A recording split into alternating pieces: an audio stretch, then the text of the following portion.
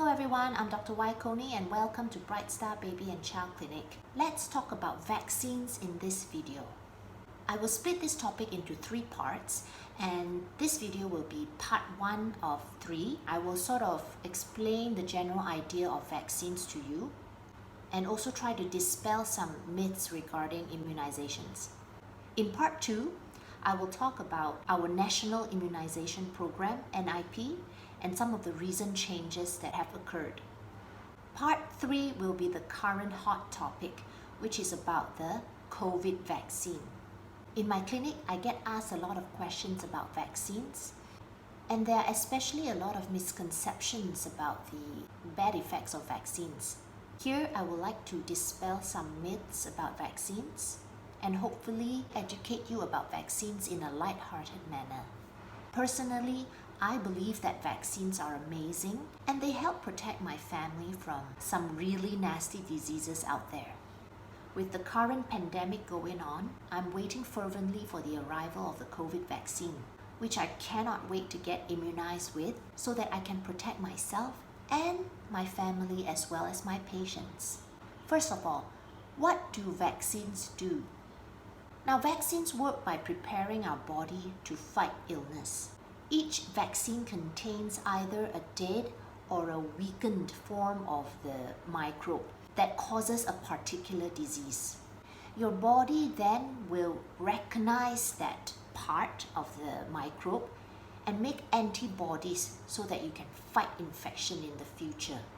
Now, because the germ or the microbe is already dead or weakened, giving the injection or giving the vaccine will not cause the illness itself, unlike if you get the actual illness. Vaccine uses your body's own natural immune system or defense system and try to build resistance to specific infections. And this will make your immune system stronger.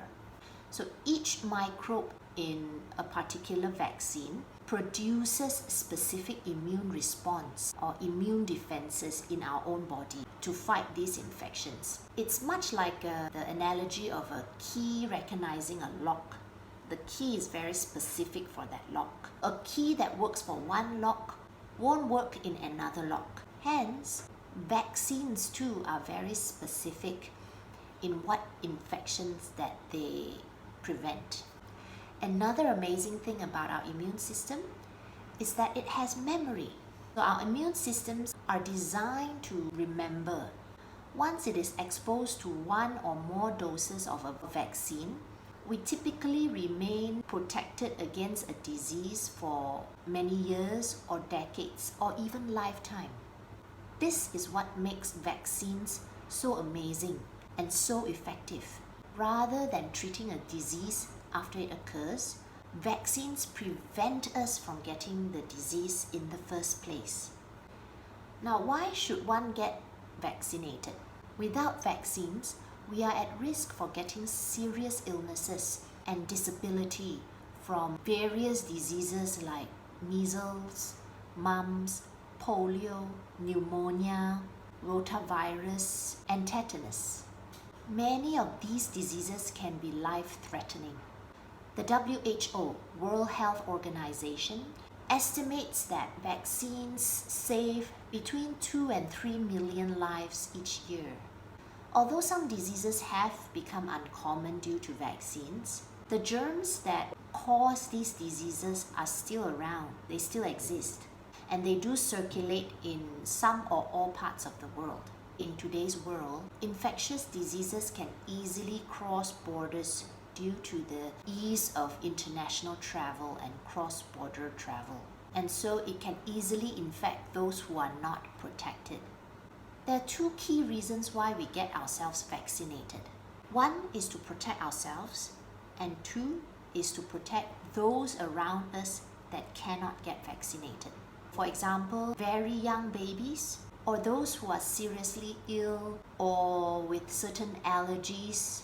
These people depend on others around them to get vaccinated so that they don't get sick from vaccine-preventable diseases. Are vaccines safe? The short answer is yes. The long answer is this: Vaccination is safe, and side effects from a vaccine are usually minor and short-lived.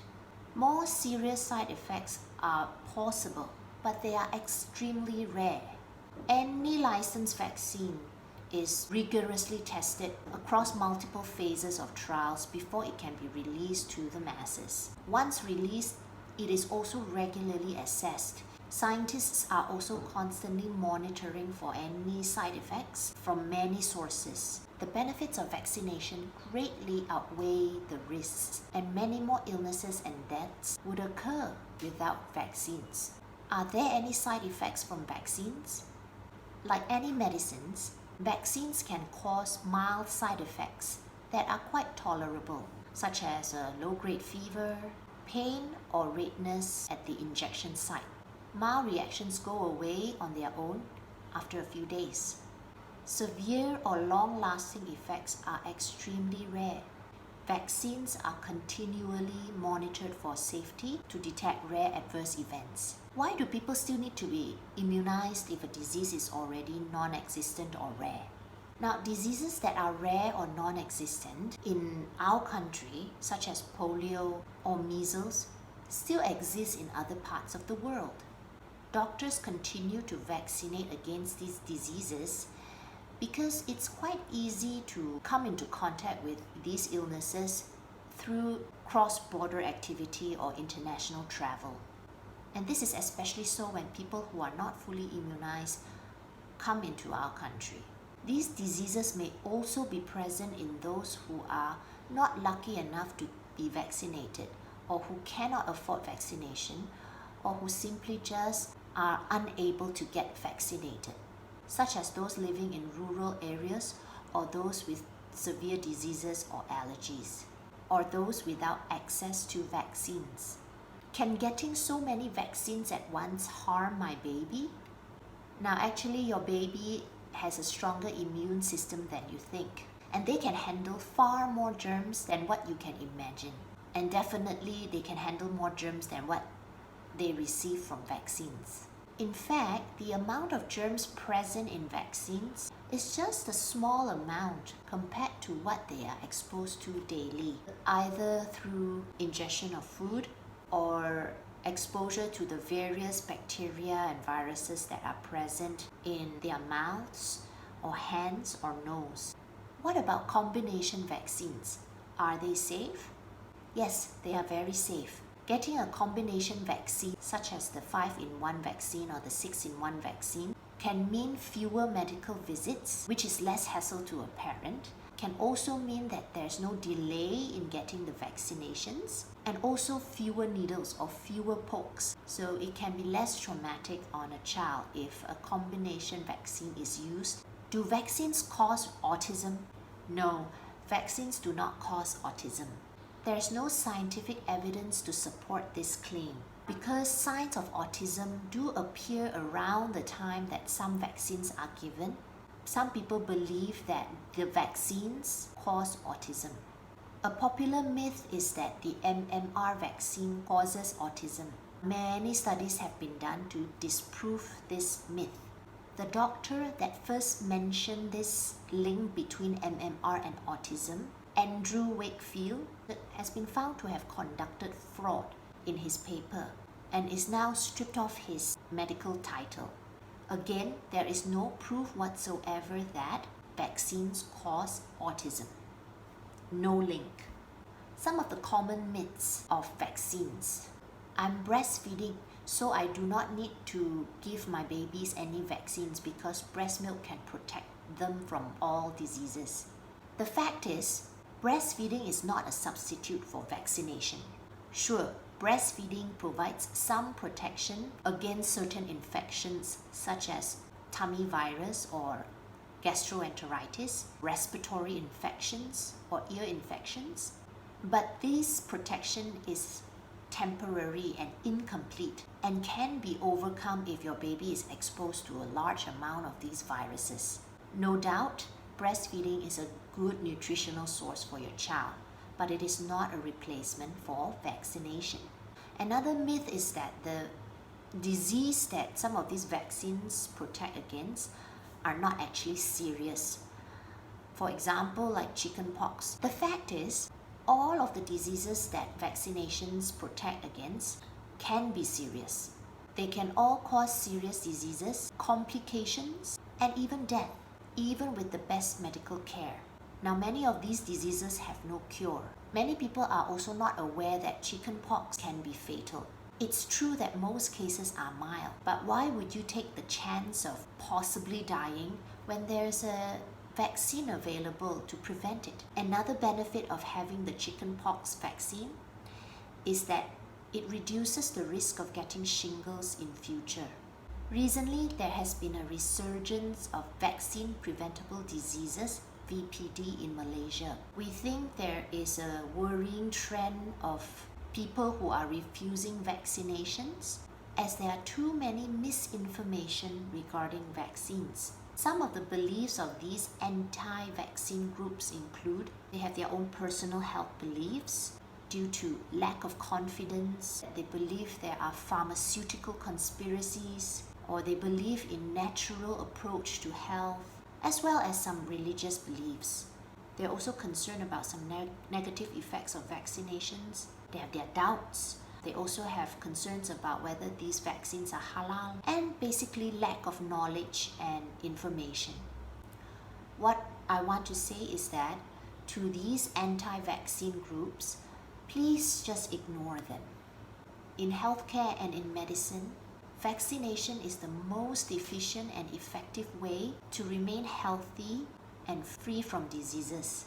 For parents, vaccinating your child is an act of love and a gift of life free from illnesses and disabilities from vaccine-preventable diseases. Vaccines are highly studied, highly researched, regulated forms of preventing diseases, whereas the natural homeopathic ways or treatments championed by the anti-vaccine groups are not based on science at all and are not vigorously tested. Please choose to be an educated parent and just ignore the very loud anti-vaccine groups out there. What about vaccination in the COVID era? During this period of the movement control order, many people are afraid to go out, even for something as important as vaccinating their child. Now, the Health DG has stated many times that Children's Immunization Program should continue on because it is very important to get them protected. Now, why is that so? Can you imagine if your child missed a vaccine dose? It can be harmful for them, leaving them exposed to vaccine-preventable diseases. For example, measles and pertussis, among others. Can you imagine our country having to go through a COVID pandemic and a vaccine-preventable disease all at once?